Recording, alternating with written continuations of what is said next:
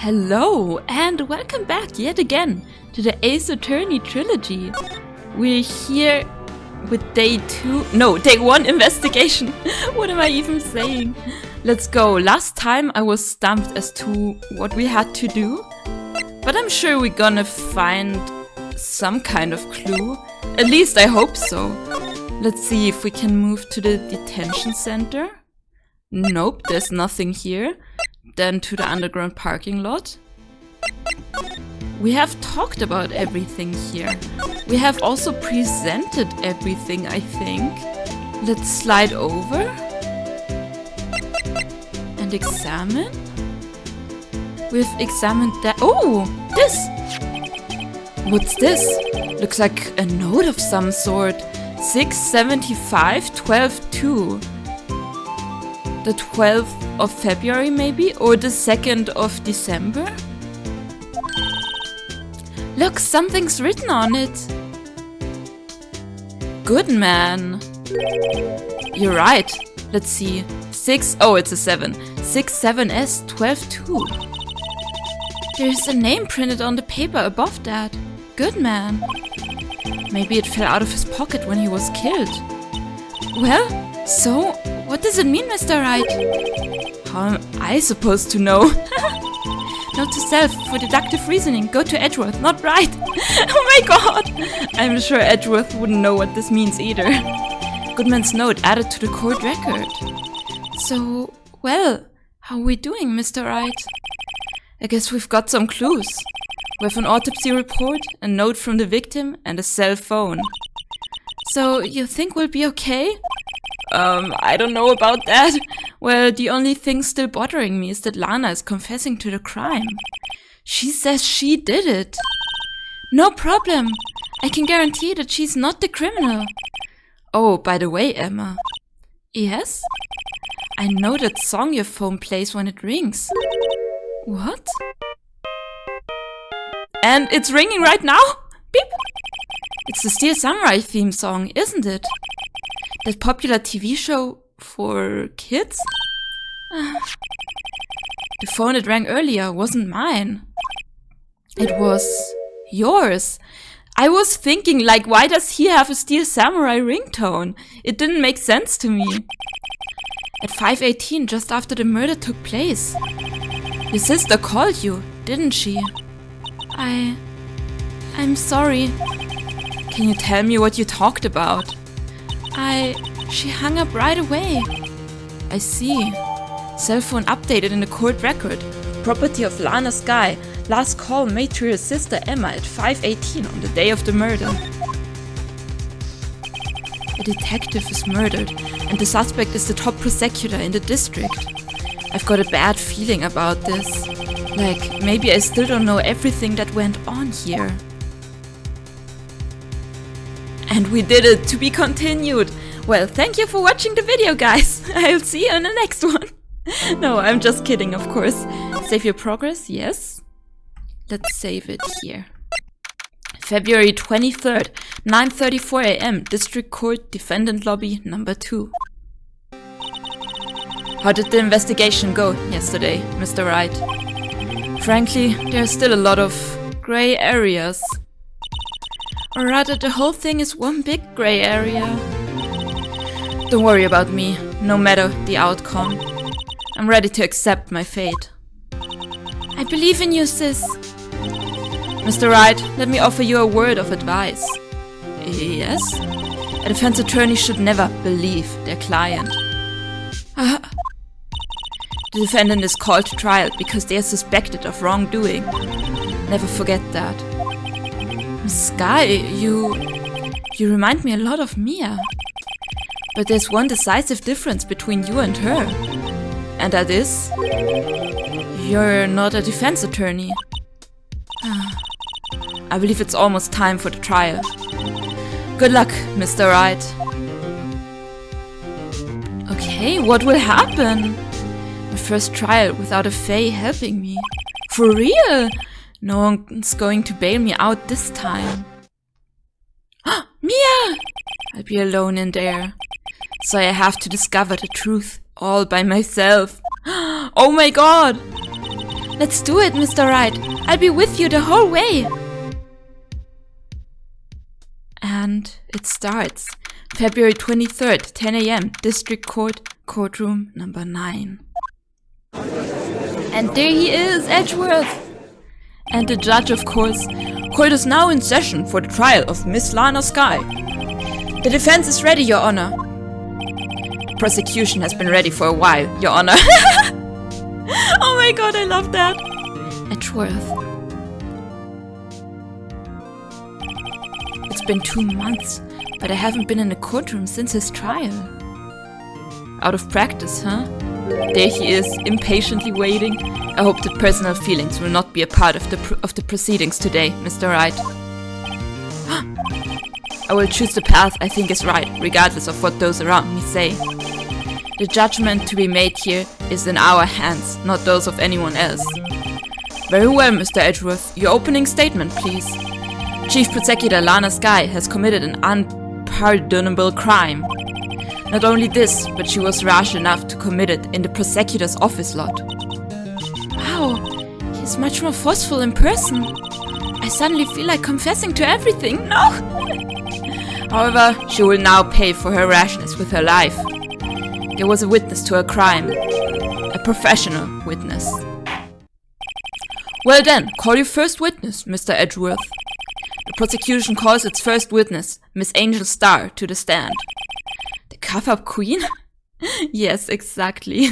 There she is with her onigiri hat. Haven't I seen you somewhere? You ordered the caviar lunch, right?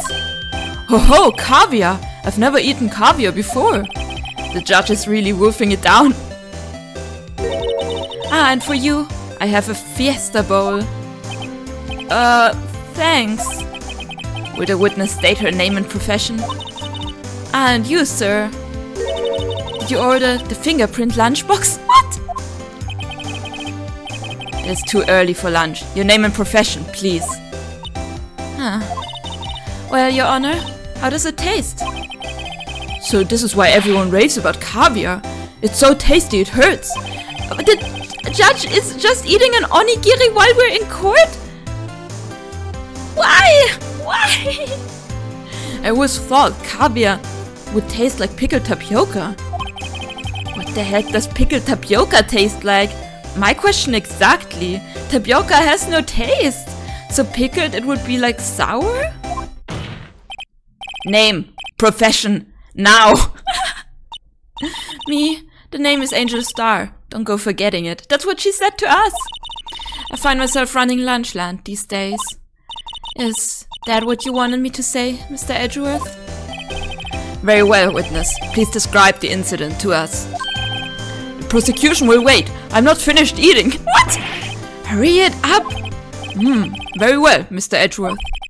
As you know, we usually call on the police to provide a description of the crime. Your Honor, as Mr. Edgeworth has said to the court, I am a professional. What exactly does that mean? Until 2 years ago, Miss Angel Starr was a special investigator with the police. Oh, she was a first-rate homicide detective. What? Miss Starr was a detective? I know who you are. Cuff-up? Cuff-up Queen Angel Starr, Your Honor. Long time no see. Very well. You may continue with the description, Miss Starr. Just who is this lady? If I might have the court's attention over here. The parking lot at the prosecutor's office is divided into 2 blocks. Okay, we have A and B. There is the place where Edgeworth's car was parked. There's a security room, a telephone, like the water tank wall. And there's more parking spaces. And there's the exit or entry. Interesting. The parking lot at the prosecutor's office is divided into 2 blocks. A block is for the prosecutor's office personnel. B block is for visitors and clients. A chain divider separates these 2 blocks. I suppose that's to keep visitors from taking up prosecutor spaces, yes? The crime took place by a car in the back of A block, in the car's trunk. The killer stabbed the victim with this knife and went to drive the body out. Unfortunately for her, there was a witness and an arrest was made on the spot. And who was this valiant witness? Why, it was me, Your Honor. Parking lot floor plans added to the court record. The parking lot with Edward's car. Witness, did you see the very moment of the crime? Of course, Your Honor. Immediately after that, I apprehended the chief prosecutor. It seems rather cut and dry, doesn't it? Very well, Mr. Wright? I can't agree on principle, Your Honor. It seems that some poor losers are unwilling to accept the truth, Your Honor. Shall I proceed to crush what little hope they have remaining? If you can, then give them your worst, Miss Starr. Wait, are they talking about me? Oh no. Witness's testimony, witness's account. Somehow, I always knew a day like this would come. Okay, let's... Oh, we can't press yet. I was on my way to deliver a lunchbox to my boyfriend. When I sensed something, perhaps it was my finely owned detective's intuition at work. Oh my god. Through the wire fence, I saw the chief prosecutor standing next to a garish car. The chief prosecutor was holding a knife in her right hand. Then she thrust the pointy tip of the knife into Detective Goodman's chest. Bringing a lunchbox to your boyfriend? How touching. As you can see, there's no room for doubt. The key point of your testimony seems to be nothing other than the point of the knife which you saw being stabbed into Detective Goodman. So, how does it feel to be so utterly crushed? I'm still thinking about that. It's merely a flesh wound, Mr. Wright. Very well, Mr. Wright. You may cross-examine the witness. Okay, what are we gonna find? Cross-examination, witness's account. Somehow, I always knew a day like this would come. Hold it! How did you know? I respect the prosecutor's basic abhorrence of crime. What does that mean? Yet the methods are ugly and twisted. Twisted methods will always lead to tragedy. What? Why is he bowing? The lunch lady's uninformed opinion is duly noted. Given that they are used to erasing inconvenient evidence at their whim. Killing of a detective that knew too much is merely an extension of that. Miss Starr, do you have something personal against prosecutors? I felt that I had found my dream job when I became an investigator. And if I hadn't been laid off by those prosecutors over there, I'd still be one. Laid off? She was fired. To me, prosecutors are nothing more than worms. That said, I'm a pro, as you know. My testimony is unbiased and flawless. Very well, you may continue, Miss Starr. I was on my way to deliver a lunchbox to my boyfriend. Hold it! This boyfriend, he's the detective? Not that boyfriend, the security guard. What do you mean, not that? That? You have several? Yes, this boyfriend, that boyfriend, and the other boyfriend. I mean, that's fine, if it works for them. Care to join? Oh my god! The yet another boyfriend position is still open for applicants. I'll stick with the lunches. Thanks. Note to self, the judge had to think before replying. The security guard room is in a lot in A block. It's up on the second level, if you can see everything from... So you can see everything from there. Oh, so that's what it says, security, right there. That would be the room with the security sign, yeah. Incidentally, did you bring your lunchboxes by car? Since I'm a visitor now, I parked in B block. So she was in B block when she witnessed the crime. When I sensed something, perhaps it was my finely owned detective's intuition at work. Hold it! You sensed something? So you're saying you had a premonition of the murder?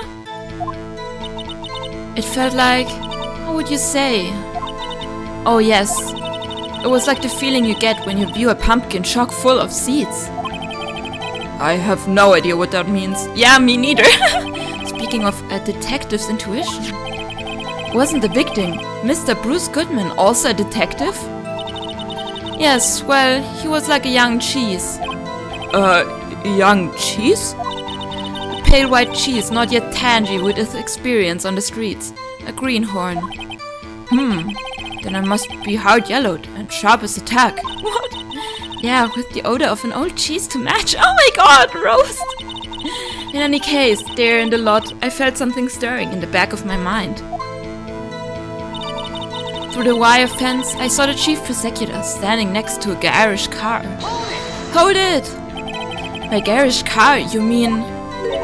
Mr. Edgeworth's car, yes. Mr. Edgeworth? Incidentally, the knife with which the victim was stabbed was also Mr. Edgeworth's. Wasn't it? Indeed it was. She has pink shoes to match her hat! Oh my god! What an odd case this is. And the person you saw, you're sure it was the defendant? I saw her from no further than 30 feet away. I'm certain it was her. If she's telling the truth, we're doomed. Let's just do what we can, even if we don't have any proof. We can always nitpick. Witness, in your testimony, you clearly stated the following. Prosecutors are nothing more than worms. Ergo, you're a biased witness. You might want to keep those silly opinions to yourself in the future, rookie. Huh? Rookie? Unless you're willing to risk the consequences of doubting me.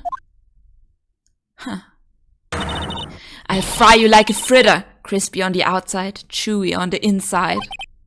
That was inspiring. What? I believe I've heard the tagline elsewhere. You could cry plagiarism? I may be relegated to the lowly post of lunch lady, but my instincts are owned. Oh. A photo? A photograph? You took this?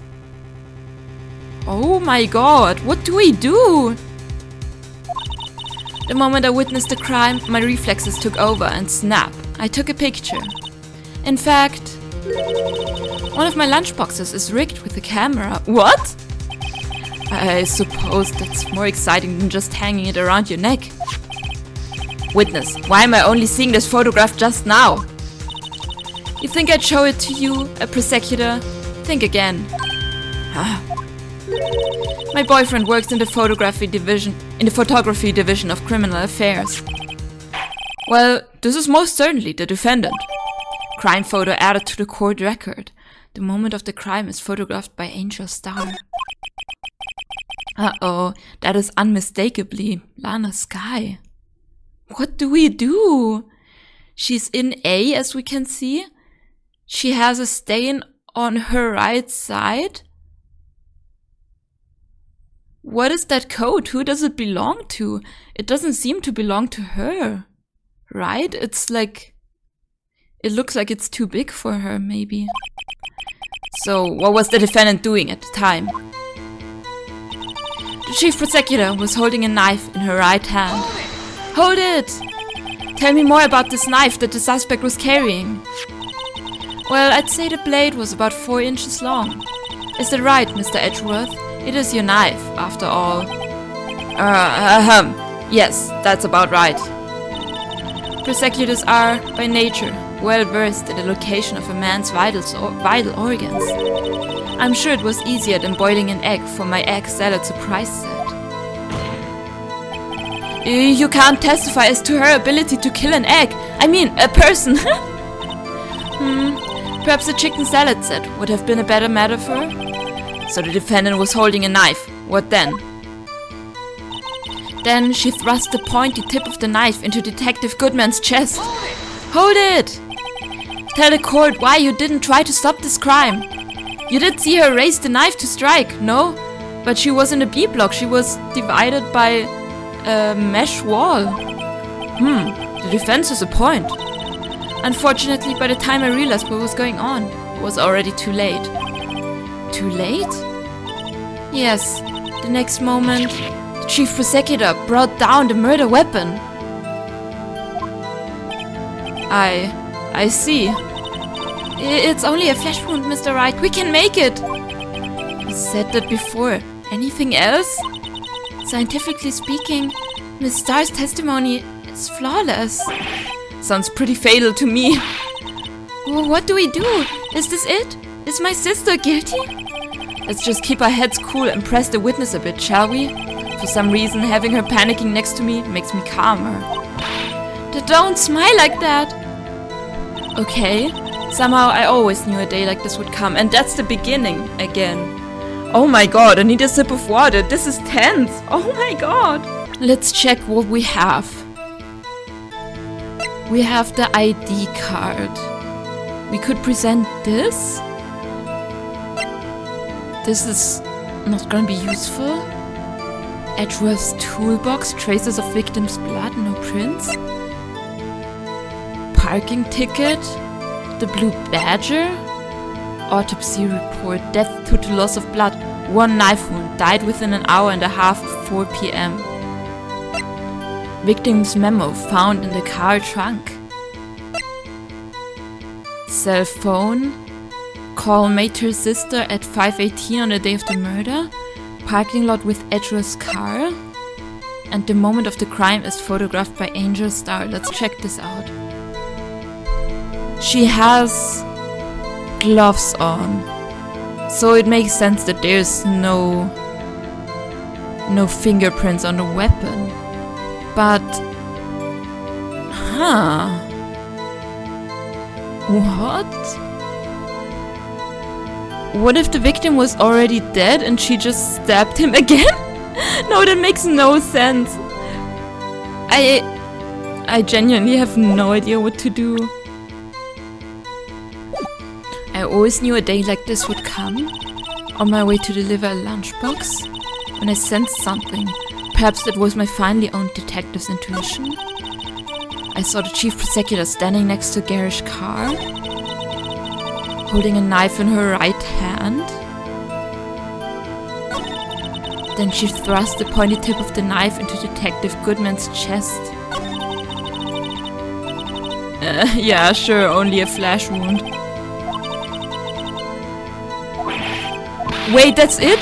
We have nothing more? We have nothing more? Like, did she see her making a call? We could ask about that, but I feel like that's not the right thing to do. What? What do we do?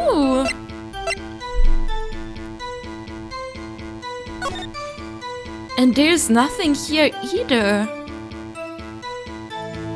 Like, we can clearly see her.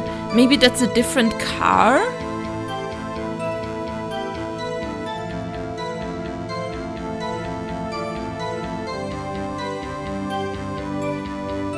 Huh?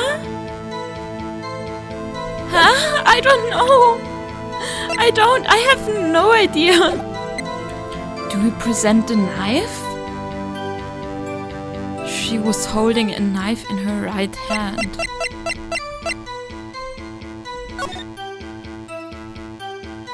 There's no knife here. Should we present that? I'm so unsure about this. Where did she could have just put the knife away, right? So I don't know.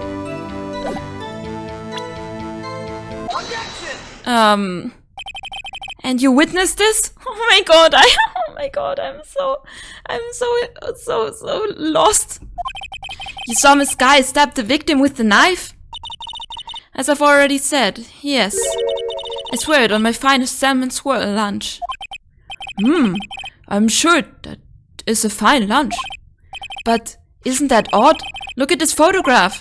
This is the photograph you took of the very moment of the crime, is it not? Then why is Miss Sky not holding a knife? Okay, yeah, I guess that makes sense. It was like afterwards. Mr. Edgeworth, your thoughts? Objection. That had to be the weakest objection ever, Edgeworth. Yet it was still stronger than your ever feeble mind, Mr. Wright. Oh my god, the roast. I love Edgeworth. What do you mean, Mr. Edgeworth? This photograph was not taken the moment before the stabbing. This was taken the moment after the stabbing. Objection! And how can you tell that? Blood splatter. Exactly. Huh? See the dark crimson stains on the Chief Prosecutor's coat? But it's a black and white photograph. Ah, yes, it is hard to tell, but this could be blood. Well, Mr. Wright, I see no problem here. No problem. Except you. Mr. Wright, are you going to just sit there and take that kind of abuse? Ah, you got a better idea? No problem? Objection? What does that mean? Now that you mention it, I see no problem here. Other than myself. But Mr. Wright, you can't just let him walk all over you. That's just sad. Feeling sad, Mr. Wright? Perhaps a bittersweet first love lunchbox is in order. It looks amazing though. Well, that was a waste of time. Let's continue with the testimony. Perhaps I should have dug a little deeper. Oh, dang! Somehow, I always knew a day like this would come. Wait, should I... What do I do now? What? Should we not have done this? I feel like I made a mistake.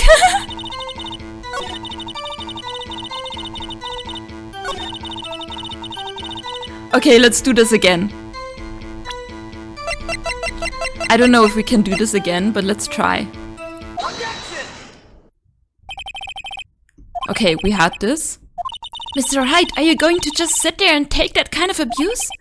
Ah, you got a better idea? Okay, let's say objection. Wait, that contradicts what the witness said in her testimony. Namely, that she took the picture the moment she witnessed the crime. Oh, true! Well, it seems I was slightly unclear. My apologies. That's it? If you run out of lunch, you order seconds. Problem solved. If you don't like it, try ordering the jumbo-sized lunch from the get-go. Good advice. I'm not sure I understood it, but good advice. What? How? I didn't have time to stop her. Prosecutor Sky was cold, calculating, like a robot. She killed without pain or remorse. It was a premeditated murder. Premeditated? How do you know? Look at the Chief Prosecutor's hands in that photograph. Well, are those gloves? Surgical gloves made of thin rubber, most likely. Why would she have those on? If it was not premeditated, she would not be wearing these gloves.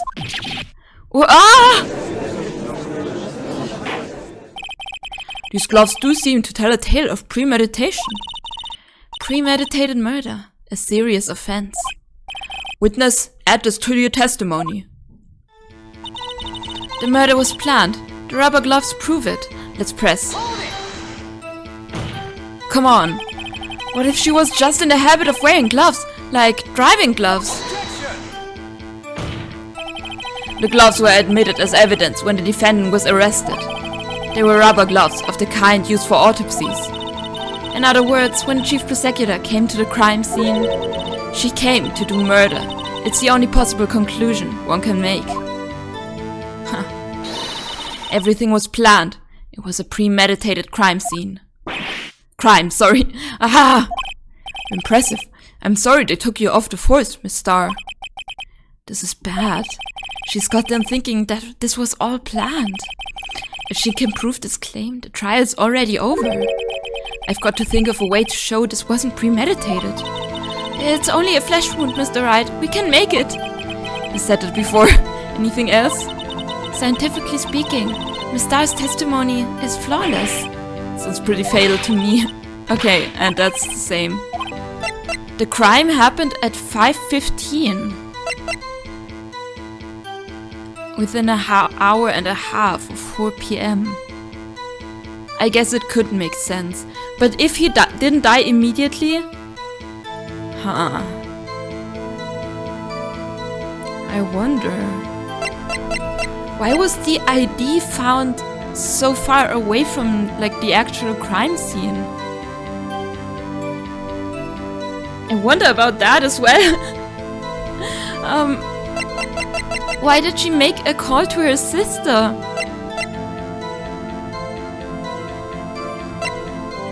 What do we do? Maybe the parking ticket because she couldn't have known when he would arrive? Huh.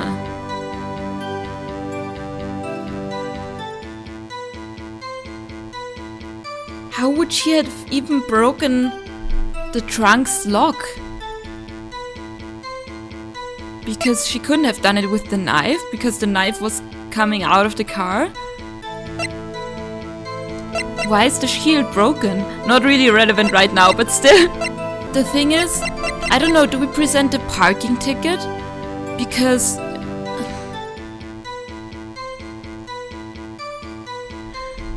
I don't know. Or like the knife? How could she have known it was in the toolbox? Wait, how could she have known?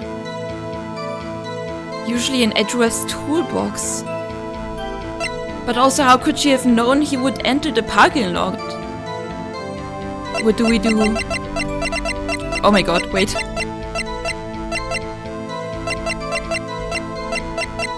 What do we do? What do we do? This or this? Let's go with the knife. Witness, do you know what this is? Are you trying to test me? I sell box lunches for a living, you know. That's a knife. The knife.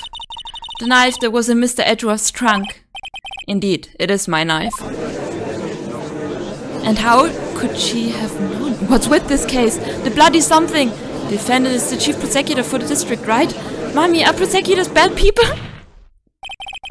The defense has a request. We asked that the witness provide an accurate testimony. What's that, rookie?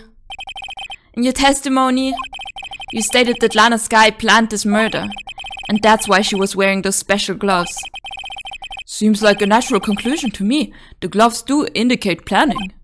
However, why would she not also prepare the most important thing, the murder weapon?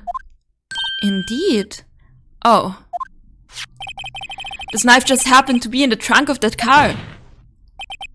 Ladies and gentlemen, if you're going to plan a murder, you don't forget the weapon.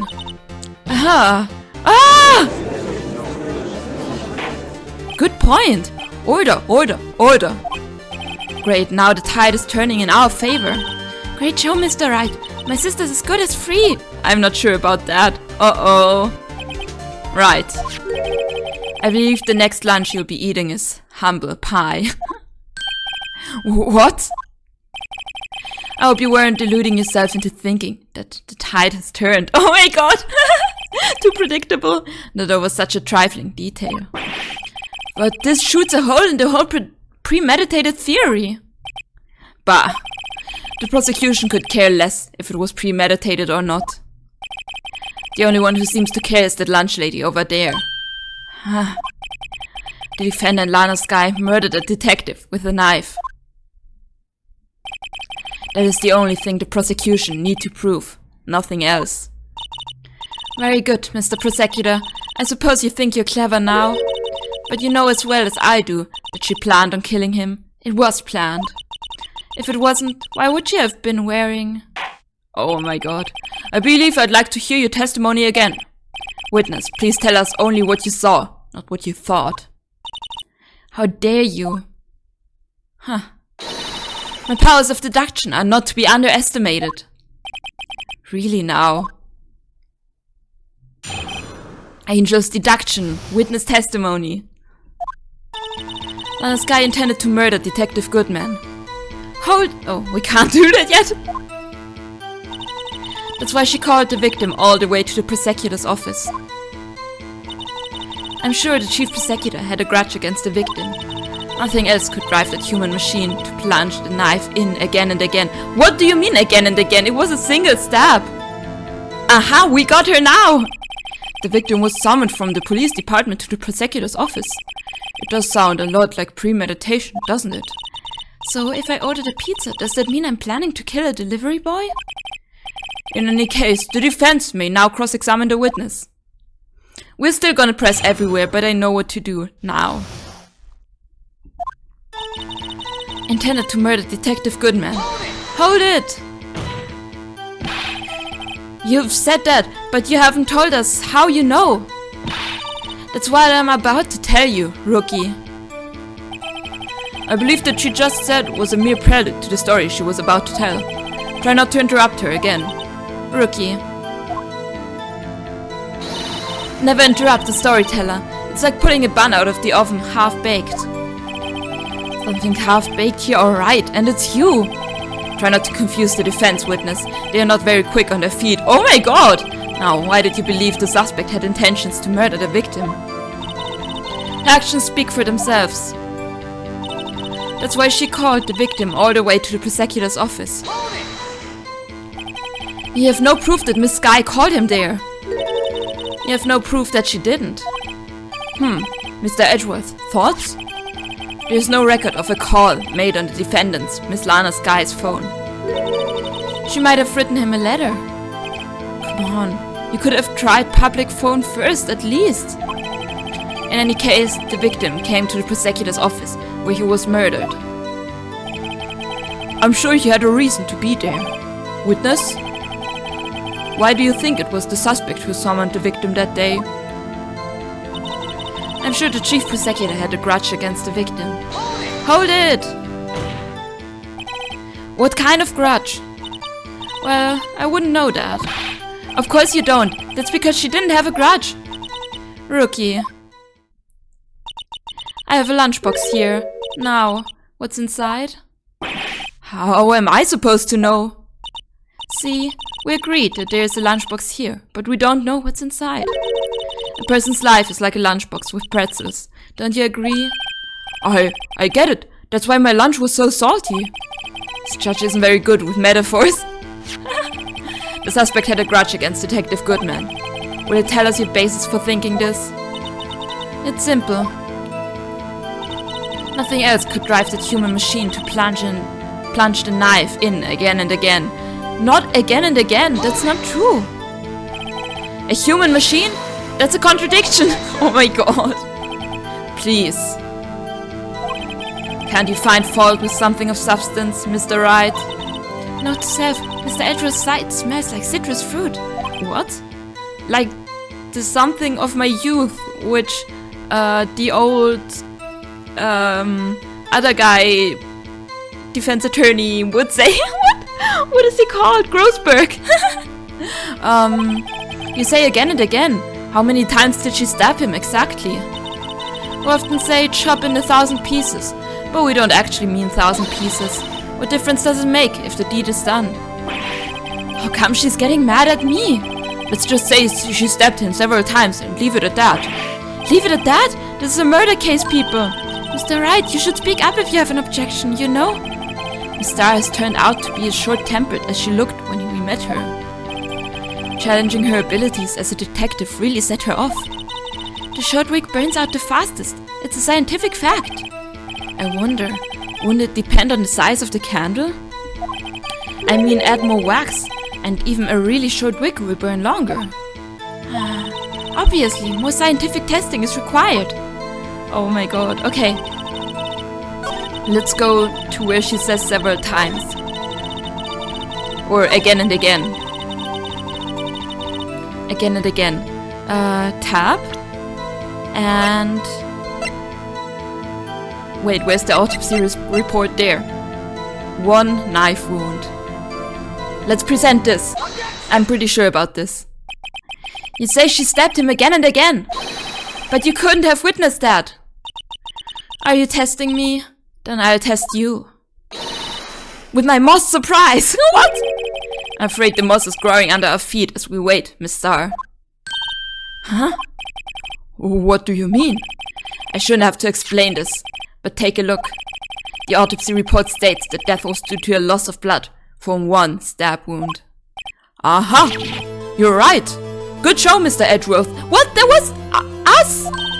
What a hunk! He's my hero, really! What about my objection? No one noticed? Well, witness? You got the crime scene set, right? Oh, thanks. I always believed that no one could ever mistake ketchup for blood. But now I realize that such mistakes are possible. So, you're saying you mistook something for blood? When she lifted her knife, I thought I saw blood at her breast. Splattered blood from her victim. That's why I thought she must have stabbed him at least twice. Why did she think that? Then tell us what you saw, what you thought was blood. Testify. Her red muffler looked like blood to me. That's how ghastly the whole scene was. Hold it! Her red muffler? Yes, like a scarf. The chief prosecutor always wears one around her neck. So she can be easily hanged at a moment's notice, I suppose. She's right. Miss Guy was wearing a red scarf, wasn't she? But that's not on her breast? But wait, isn't it odd that you mistook that for splattered blood? Well, people often mistake my beard for a bib. What is a bib? A judge with a bib. That's why this place feels so much like kindergarten sometimes. Actually,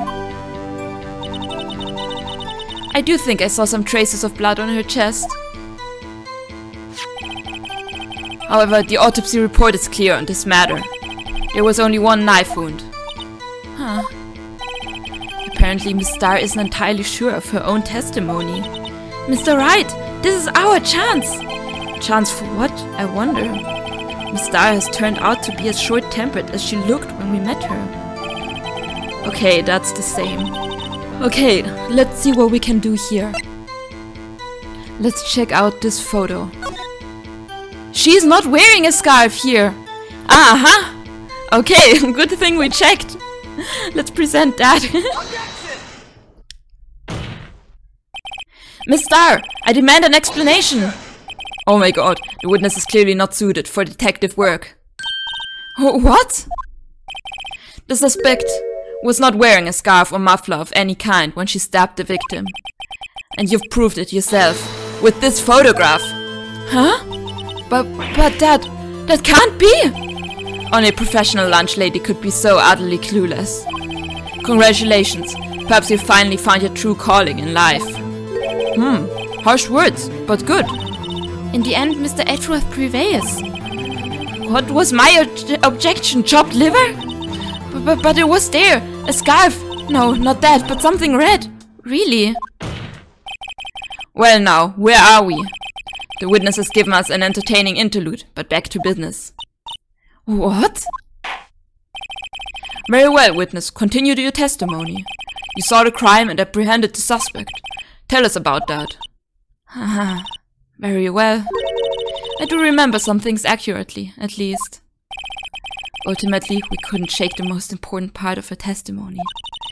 The most important part? The part where your sister stabs the victim. This next testimony might just be the moment of truth. Witness testimony apprehending the suspect. After the murder, the suspect attempted to run behind a partition off to her side. I quickly caught her, explained her rights to her and arrested her on the spot. How can she catch her if she's in Block B? That makes no sense! Ah yes, when I arrested her, she mentioned the muffler. That's what had me confused in my earlier testimony. The chief prosecutor made to escape, but against Angel Star, resistance is futile. She was in Block B, so that makes no sense. You're quite determined about the scarf, aren't you? I strike like a snake and bite like a cobra. That's me, Angel Star. That wasn't a very good metaphor. First of all, a cobra is a kind of snake. Don't bother me with details unless you want to get bitten. No thanks. Note to self, Mr. Wright is weak against poisonous snake bites. Chief Prosecutor tried to resist, but her efforts were in vain. She knocked my hands aside, kicked over an oil drum. An oil drum? Hard to imagine. Aren't those really heavy? Oh, she's beautiful but deadly. A predator, this one. A leopard woman. Roar. Roar. Roar. Oh my god. Very well, Mr. Wright. Your cross-examination, if you will. Cross-examination, apprehending the suspect. The suspect attempted to run behind a partition off to her side. Hold it! So, where is this partition on the floor plans? I'm sure she means this wall, next to the car.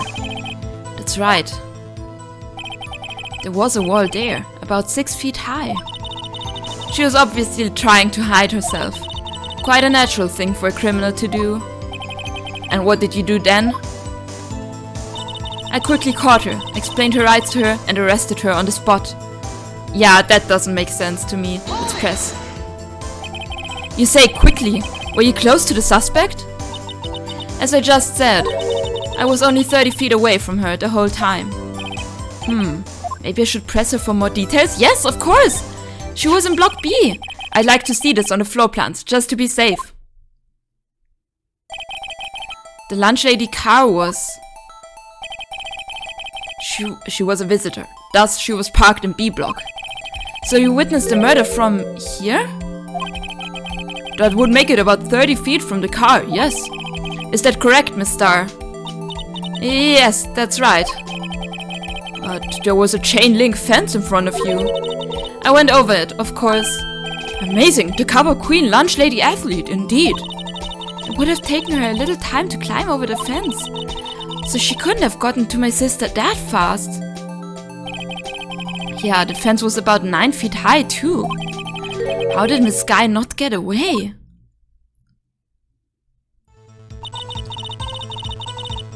What do we do now? Let's press on that as well. She mentioned a muffler? What exactly did she say? If I remembered exactly, I would have told you in my testimony. Cheeky. Anyway, all I heard her say was the word muffler. Just that one word? So, what you heard wasn't the suspect talking to you, but to someone else? Yes, the chief prosecutor was talking on her phone. Her phone? She can't mean... Ask further. By phone, do you mean this cell phone discovered at the crime scene? Yes, ultimately. Ultimately? My memory... It's like a salmon heading upstream, you see. No, the court doesn't see, Miss Starr. The chief prosecutor first attempted to use the phone hanging on the wall.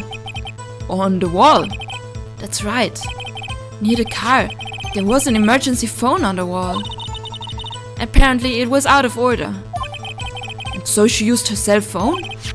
Indeed, the emergency phone was out of order that day. Good witnessing, witness. Good witnessing? Whatever happened to good testifying? You should of course add this to your testimony. The things I do to please this rookie defense attorney. Lana's cell phone updated in the court record. The word muffler was overheard during a call made to Emma at 5:18. I saw it all, how she tried the cell phone on the wall, but had to use her cell instead. Let's press. Do you think you could restate your testimony for the court? Aha! I was going to ask the same thing. I'll only say it this one time, so listen close, rookies.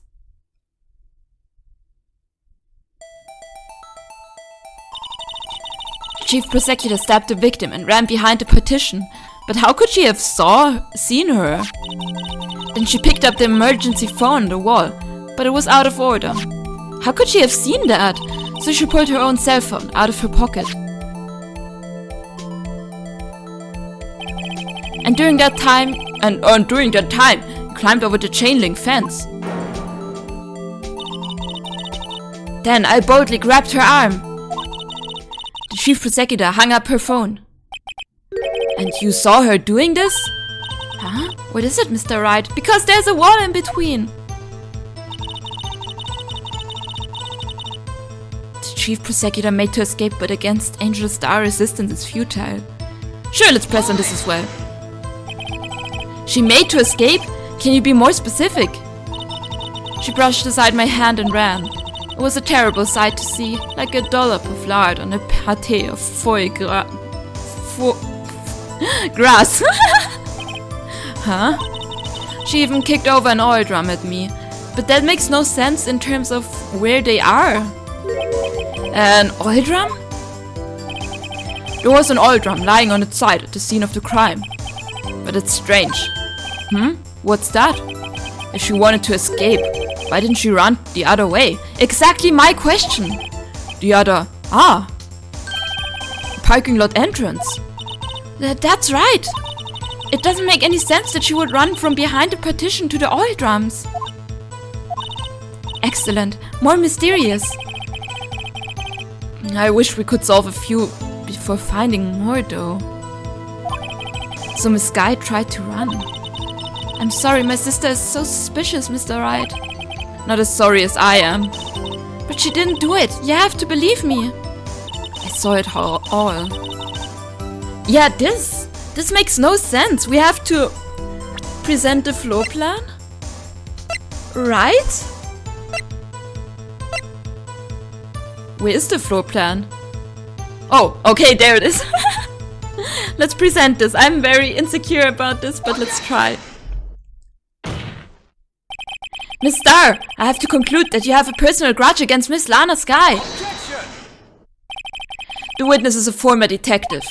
Her testimony is unmarred by personal bias.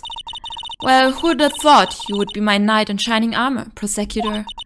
You, who, together with the chief prosecutor, kicked me out 2 years ago. Oh. Well, Miss Starr, this is a fatal contradiction with your testimony. How do you explain this? I don't know what you're talking about. Mess with me and I'll make you cough it all up. What does that mean? Let's look at the floor plans. You said you witnessed the crime from this point. However, if that's true, you couldn't possibly have seen Miss Skye making that phone call. Exactly! Ha! I believe you see what I'm getting at. That emergency phone was on the back side of this partition. If indeed you were in B block, you couldn't have seen it. What? Ah! Order! What is the meaning of this? It's simple, Your Honor. She's not coughing up lunch. She's coughing up lies. Phoenix always with the amazing lines. That's quite a claim, Mr. Wright. Perhaps you will allow me a question? Tell us exactly what lie the witness has told the court. Here's where the counterattack begins. I can't afford to get this wrong. The witness lied about what she saw, where she saw it, the order of events. Oh no! What do we do? What do we do? I'm panicking.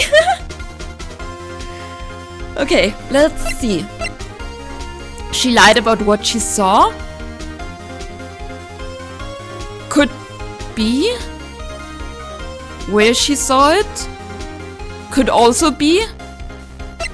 And the order of events? I don't know about that one. Because she still wouldn't have seen her make the phone call. So where she saw it, right? Let's try this.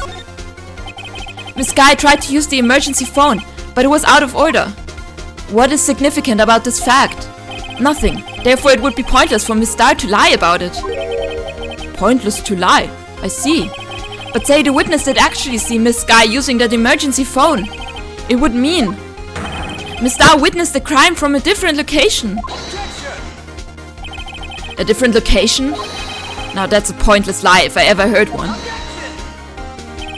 Before you call my lie pointless, at least let me tell it. Let me ask a question to our clever wordsmith, Mr. Wright. Just where was the witness when she saw the crime? All the testimony we've heard until now points in one direction. The place from where Miss Starr witnessed this crime was here. A block. Or the security room? No, it can't have been the security room. It must have been A block, right? Because she went to apprehend the victim. Let's see. If she was here, she could see the emergency phone. That's true. That solves the mystery. That would allow her to see the emergency phone, yes. But if she was there, She would have been able to arrest her well before she dialed her cell phone. Oh, dang. You doubt my speed? I can run 150 feet in 9 seconds, you know. Is that really that fast? Not as fast as your witty rejoinders. Oh no. Yes, Your Honor. All the testimony we've heard until now points in one direction. Okay, so it was the security room. It must have been the security room. Take that! This is the only place where she could have been. The security guard room? Indeed, the security room in the underground parking lot is well positioned. It's built on the 2nd floor, so you can see the entire lot. She would have been able to see the emergency phone from there. But why there? There are many other places where she could have seen the phone. It's her boyfriend's place of work. Not in this case, Your Honor. The witness, not being part of the prosecutor's office, couldn't park in A block.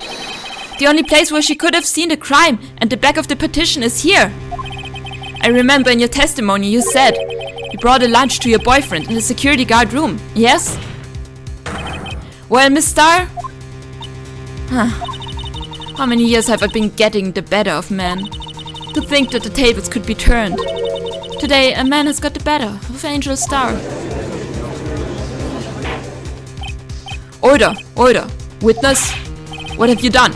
You used to be a detective. You should know better. I'm not turning back. The guilty will be punished. And I'll do what I must to make sure justice prevails. The guilty? Is she talking about Miss Skye? Mr. Wright, doesn't this strike you as odd?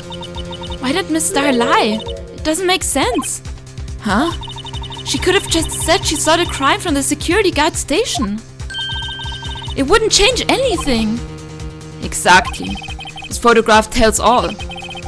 It was the defendant who stabbed the victim. But this photograph is not taken from the perspective of the security guard room. The truth still stands. It still stands? I disagree, Mr. Edgeworth. What? If a witness is found to be lying, they are guilty of perjury. She knows this. She wouldn't risk this without a good reason. So, tell us what her reason was, Mr. Wright. Me? Who else? Mr. Wright, let's review what we know. Miss Starr witnessed the crime from the security guard station. But she lied and said she saw it from B block. It must make a vital difference. But what? What would change? Angel view to the crime? Distance to the crime? Difference in lighting? Let's check our court records. Wait a second, what did I want to check out? Parking lot floor plans. Okay, so she couldn't have seen it, right? Because there's a wall, like there. Maybe she couldn't have seen it if she saw it from here, or if she viewed it from here. But how did she take that photo? Because the photo is from the perspective of like over there, right? No, the photo is from... Yeah, it must have been taken from there.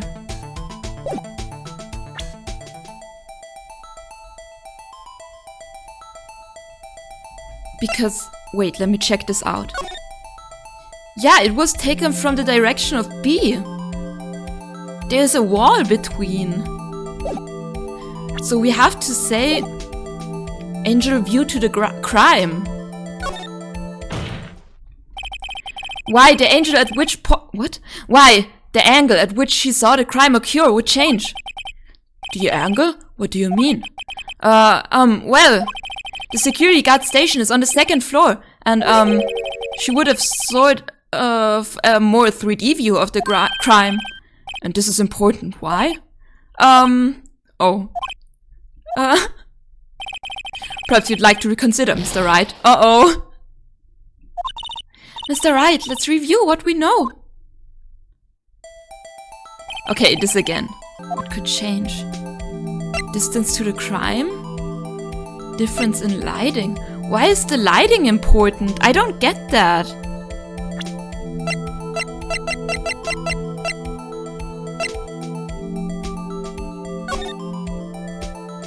There's a fence here. Like we can see the fence in the foreground. But that's not the lighting, right? Or is that the shadow of the fence on the wall? I think that's just a blurry fence on top of it. Like that she photographed through, apparently.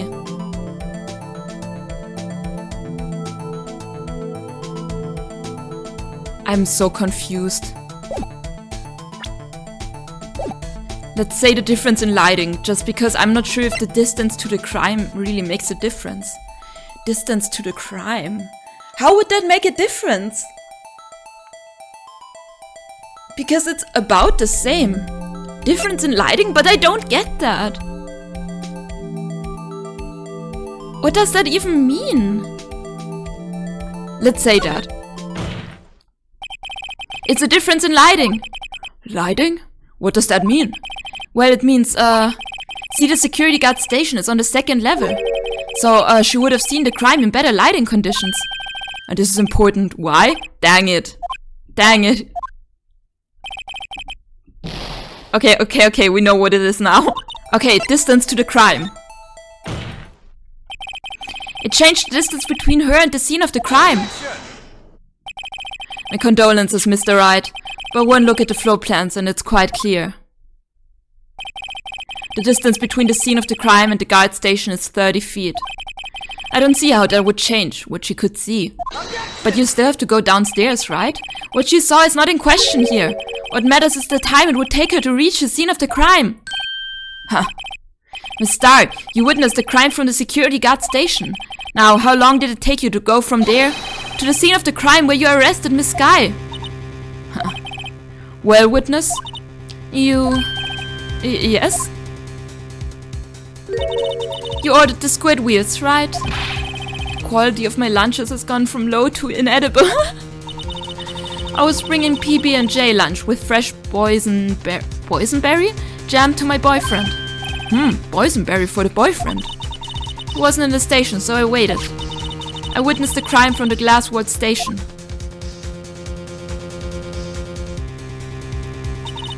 And before I knew what I was doing, I found myself running towards the scene. But the door was locked. I couldn't open it. And that took her like, what, 30 seconds or what? That's why I had to go through the visitors parking in B block. That's quite a detour. Oh, that's quite a detour. It probably took me at least 5 minutes to get to the scene of the crime. For 5 minutes? This changes things considerably. But it was that woman over there in the defendant's chair who stabbed him. I know it. I have photographic evidence.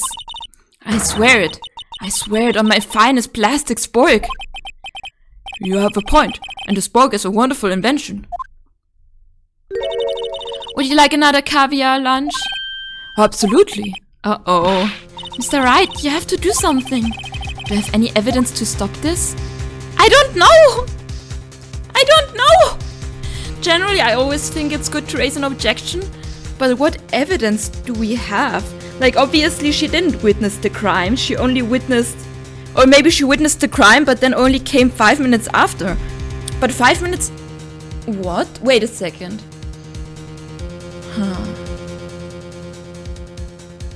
Why would she still be there 5 minutes after? You know what? Let's just raise an objection. Objection! 5 minutes between the witnessing of the murder and the arrest. Think about it. You could make pasta in that amount of time. Exactly, okay. If you like it al dente. I've got lunchboxes that tie pasta into knots, rookie. A 5-minute blank. Isn't that strange? Strange? If you were a criminal, what would you do with 5 minutes, Your Honor? Well, I guess I'd flee the scene. Exactly! Hey! Don't get the wrong idea. I didn't kill anyone. but you have the instincts of a killer. You would run, but this time was different. Miss Guy dawdled at the scene of the crime. She even had her picture taken. No true criminal would act this way. It's inconceivable. Yeah! Well then, it seems we've come to the end of this testimony. The witness has a grudge against the defendant and a blank in her testimony. Mr. Edgeworth, is the next witness ready to go? Unfortunately, I appear to have overestimated the witness on her account of her professional history. We did it! We screwed the can shut, Mr. Wright! That was too close, indeed. I'm afraid that the cover queen has been dethroned. And with that, court is adjourned.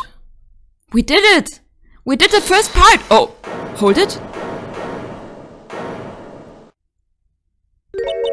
Mr. Edgeworth, you ordered the squid wheels, right?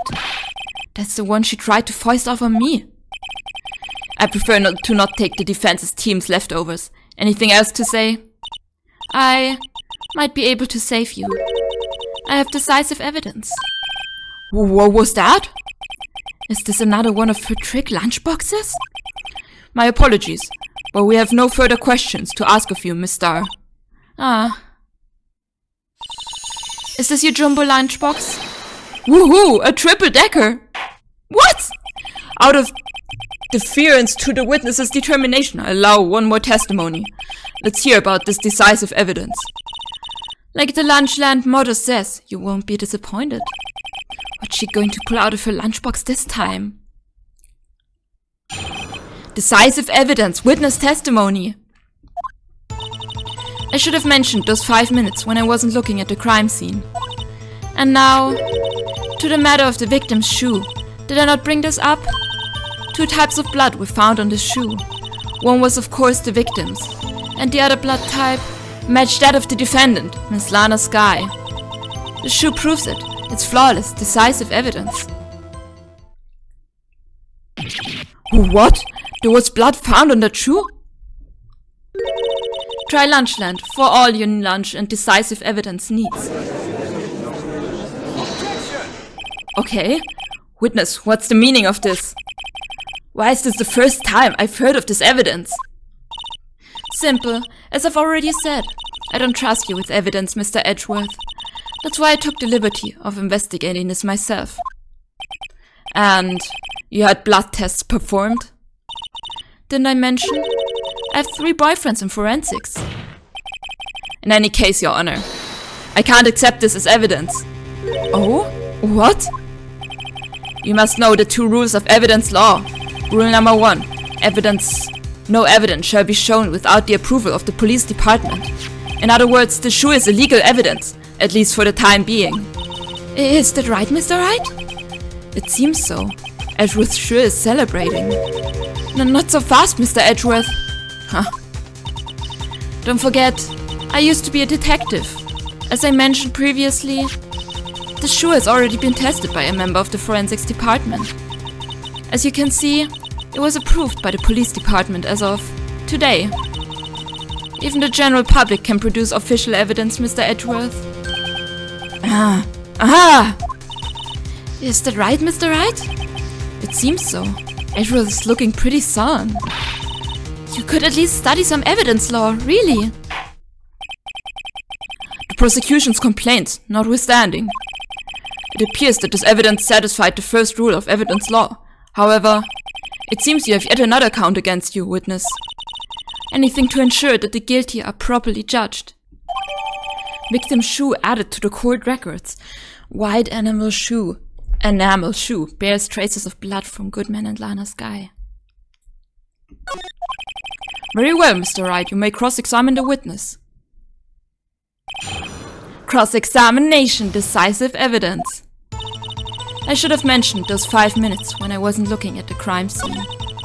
And now to the matter of the victim's shoe. Did I not bring this up? Oh, we can already press. Okay. Hold it! Why did you lie about those 5 minutes? I guess you could say I just wanted people to look at the results. The results? How many times do I have to say this? I saw the chief prosecutor stab the victim before my very own eyes. Compared to that, a 5-minute blank means nothing. Then why didn't you just tell the truth? No, make me laugh. We're dealing with the most untrustworthy of the vile lot known as prosecutors. Falsified evidence, arranged testimonies, erasing and manipulating evidence. When you fight monsters, you need to use every trick in the book. This is when the suspect is admitting she did it? But false testimony is the most despicable crime of all, Miss Starr. Let's just get this over with. And now to the matter of the victim's shoe. Did I not bring this up? Hold it! And you found the shoe at the scene of the crime? I detained the chief prosecutor and notified the police department. I wanted to make myself useful while I was waiting for the police to arrive. So, like an ill-trained pooch, you snuck off with the shoe. I was afraid someone would erase the chief prosecutor's crime. The shoe was my secret weapon, if that should happen. See this fashionable basket I have here? It carries more than lunchboxes, gentlemen. I'm happy for you and your lunchbox bag, really. In any case, you removed valuable evidence from the scene of the crime. Now tell us what you did next. 2 types of blood were found in his shoe. One was of course the victim's. So you brought it to the forensics department? If you're going to submit something as evidence in court, you need it approved. To do that, evidence must be analyzed by a forensics expert. And she got away with her little coup because she used to be a detective. The shoe does appear to have bloodstains on it. Well, the man was stabbed after all. And that blood belonged to the victim, Detective Goodman? As I said, there were 2 types of blood found on the shoe. And the other blood type matched that of the defendant, Lana Skye. Hold it! We don't have a lot of life left, oh my god! You can't say for sure the blood belonged to the defendant with a blood test. You claim to know something about blood tests, rookie? Huh? Well, speak up. Well, blood comes in 4 types, A, B, O, and AB.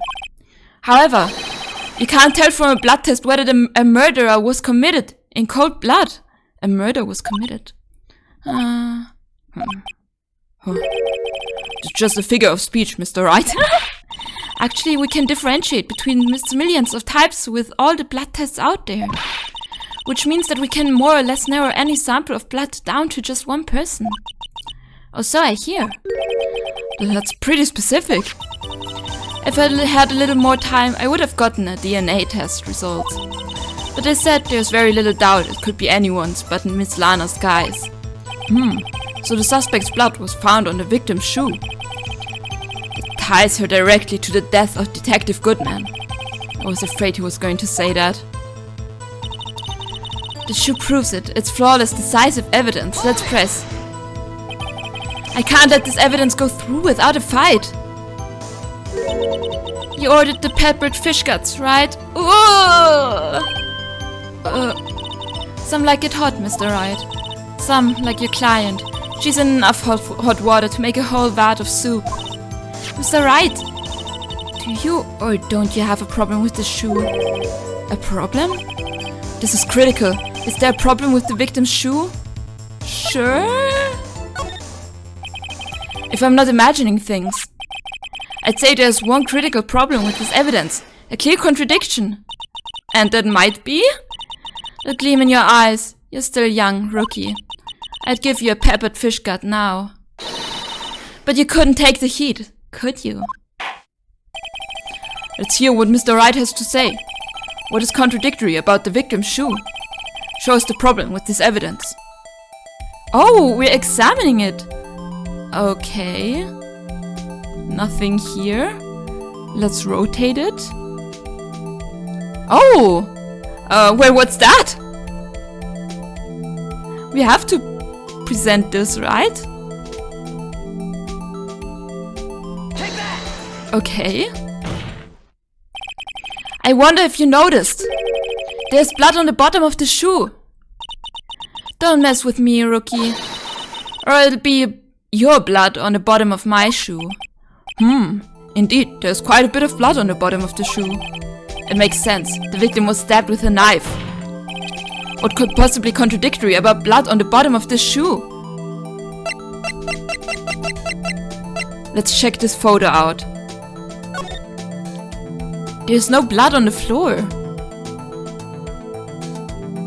So we have to present this, right? The problem lies in the footprint. The footprint? Note that the bottom of the victim's shoe is covered in blood. Then, isn't it strange? Why weren't any bloody footprints found by the scene of the crime? As you can see, there were no traces of any such footprints at the scene of the crime. This contradicts your claim about this shoe. This picture only shows part of the floor, so there could have been bloody footprints. Then where are they, Mr. Edgeworth? Because we checked the scene and found nothing of the sort. Order. Well, witness? What? Great doing, Mr. Wright, but it's true that the lack of a footprint is a contradiction. But then we have to ask why there wasn't a footprint. Oh, it's true. There has to be a reason why there wasn't a footprint. Think, Mr. Wright, think! Hey, I don't know why it's not there.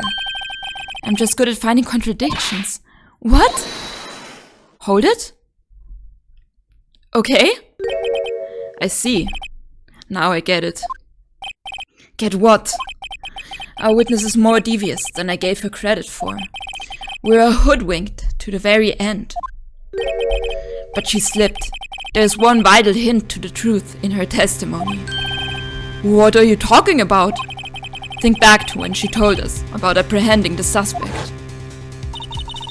The chief prosecutor tried to resist, but her efforts were in vain. She knocked my hands aside, kicked over an oil drum. Oh, she's beautiful but deadly. A predator, this one. A leopard woman. Rawr. Oh my god. I thought it was a strange thing for the normally cool-headed chief to do. No kidding. Now, witness, allow me to ask a very simple question. This oil drum, was it empty? Oh, that, I'm not sure I like your attitude, Mr. Edgeworth. Though apparently you're not the slowest conveyor belt in the lunchbox factory. Witness? Well, was the oil drum empty? The oil drum, kicked over by the chief prosecutor, was brimming with water. How could she kick it over then if Emma couldn't even move it? Water? What does that mean? Still don't get it, Mr. Wright. Do you want to know the reason she knocked it over? The real reason? Oh, so it would empty and erase the footprints. Aha! You don't mean? Yes, the suspect knocked over that oil drum for one reason and one reason alone. To erase the bloodstains that would become evidence against her. Ah! That ties things up quite nicely. The bloodstains left on the victim's shoe tie her quite clearly to this murder. Then after the deed was done, she knocked over the oil drum to erase the telltale signs. Why? It's a prosecutor's specialty, erasing evidence. That reminds me, Miss Guy's right hand was hurt. Didn't she say she'd cut herself when she stabbed him? So that's when my sister's blood got on the shoe. I thought so, yeah. Well, I see no reason to prolong this trial. Mr. Wright, do something, please! What? What can I do? His sister has confessed to the crime and she tried to conceal it. But... Enough. There's no need for further debate. The verdict, Your Honor. Very well. But Angel Star is on the prosecution's side. She could have been lying about the water. This court finds the defendant, Miss Lana Sky. What? Hold it! Who said that? Little girl, what did you just say? It was her, huh? Me? Did you say that I, Angel Star, was on the prosecution's side? Well, yeah, you are. You're saying my sister hid evidence by erasing the bloody footprints. Well, I thought you'd had your fill, but here you are, demanding a second helping. Another lunchbox. A lunchbox called evidence. Oh, wait! Witness, don't tell me you have something else. The time for deliberations is past. Any further comments, and you will be held in contempt of court. Your threats don't scare the cough-up queen. Look at this. Oh my god. A photograph? I had it just in case anyone had the gall to suggest that the white shoe didn't belong to the victim. I see no room for error in this evidence. Mr. Wright, wait! Look at the asphalt in this photo! I can't see it. Hey, it's clearly wet! Erasing the last trace of doubts from the court's mind. Immediately after the murder, the crime scene was washed with water. I am sorry, Mr. Wright. I guess I couldn't help after all. It's not your fault. I knew I couldn't win this case from the beginning. And it seems this is what your sister wanted anyway.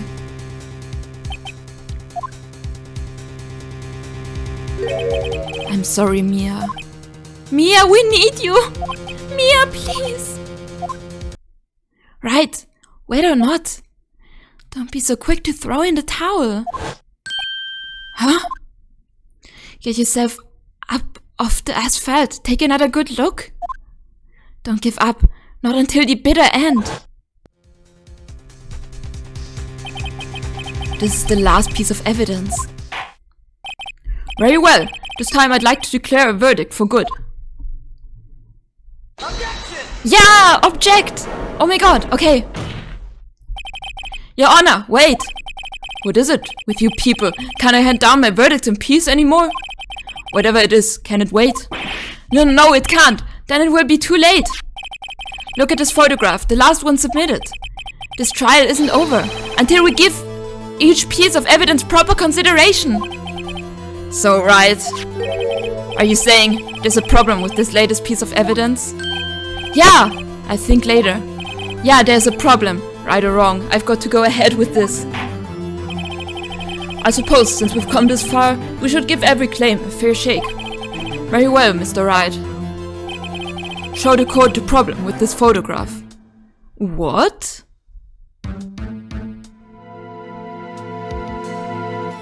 The question is how the blood got on the shoe.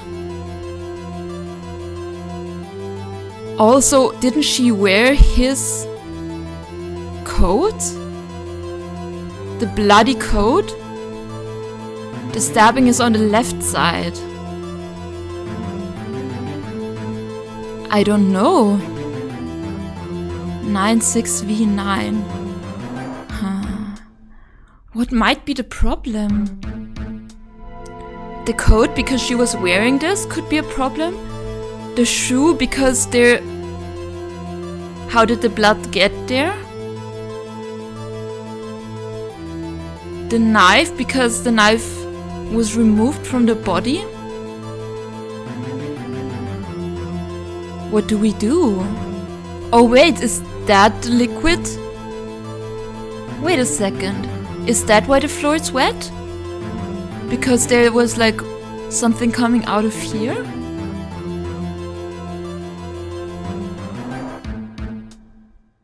I don't know, it looks kinda not so fluid.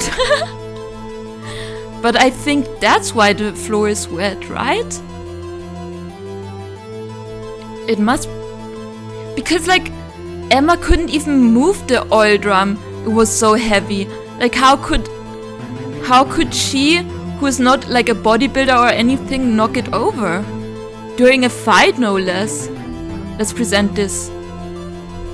Take that! Let's see. Oh my god, help. The problem in this photograph is here. What's this? There's something poking out of the car's muffler.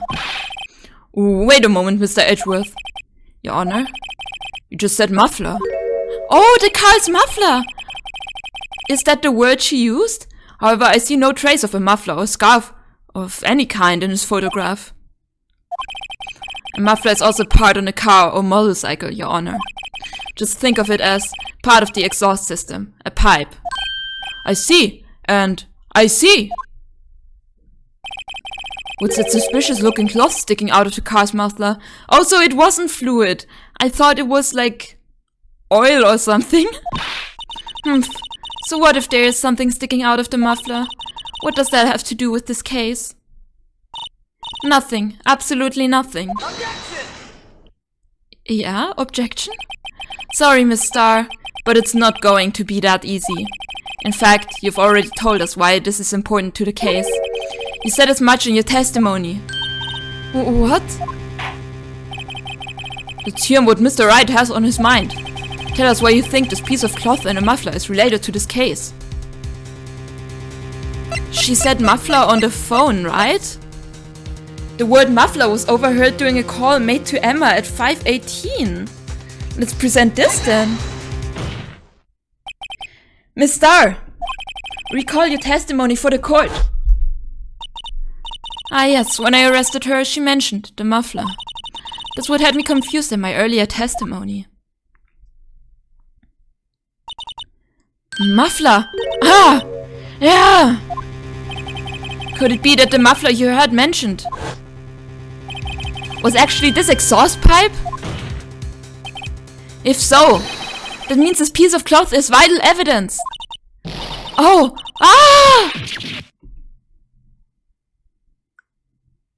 Okay.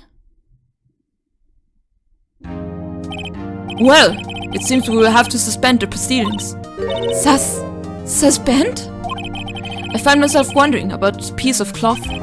If we leave any question unanswered here, we do a disservice to the law.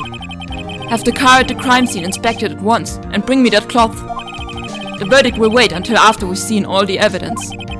Agreed? I suppose so. Phew, that was close. But we made it, at least for now. We did it!